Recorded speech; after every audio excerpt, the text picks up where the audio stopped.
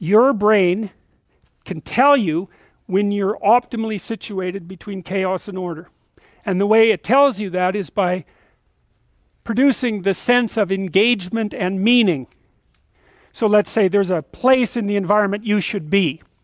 Okay, what should that place be? Well, you don't want to be terrified out of your skull, like what good is that? And you don't want to be so comfortable that you might as well sleep. You want to be somewhere where, you're kind of on firm ground here, but over here, you're kind of testing out new territory. And some of you who are exploratory and emotionally stable, you're going to go pretty far out into the unexplored territory without destabilizing yourself. And other people are going to just put a toe in the chaos. And, that's neuroticism, basically. That's your sensitivity to threat. That's calibrated differently in different people. And some people are more exploratory than others. That's kind of extroversion and openness working together, and intelligence. So some people are going to tolerate a larger admixture of chaos in their order. Those are liberals, by the way.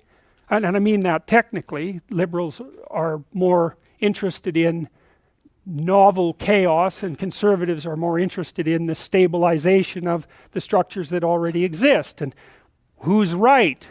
Well, it depends on the situation, and that's why conservatives and liberals have to talk to each other, because one of them isn't right and the other wrong.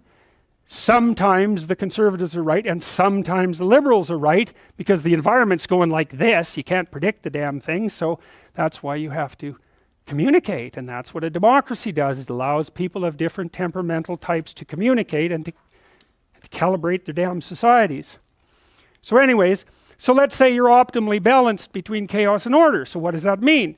Well, you're stable enough, but you're interested, right? Because a little novelty heightens your anxiety. That wakes you up a bit. That's the adventure part of it. But it also focuses the part of your brain that does exploratory activity. And that's actually associated with pleasure. That's the dopamine circuit. And so if you're optimally balanced, and you're there when you're listening to an interesting conversation or you're engaged in one. It's a real conversation. You're saying some things and the other person is saying some things they know, but both of what you know is changing. It's like, wow, that's so interesting. You'll have a conversation like that forever. Or maybe you're reading a book like that. Or you're listening to a piece of music that models that.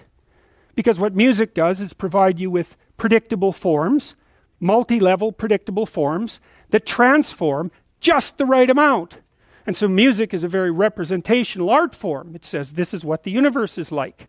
There's a dancing element to it, repetitive, and then cute little variations that sort of surprise and delight you, and you think, wow, that's so cool. And it doesn't matter how nihilistic you are, music still infuses you with a sense of meaning, and that's because it models meaning. That's what it does. That's why we love it.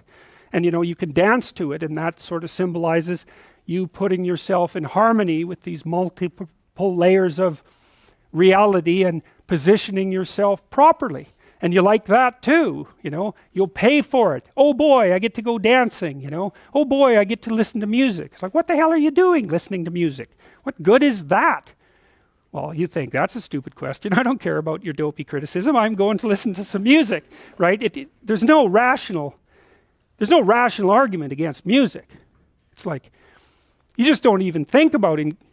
You just walk away from someone who's stupid enough to ask that question. It's like, some things are obvious.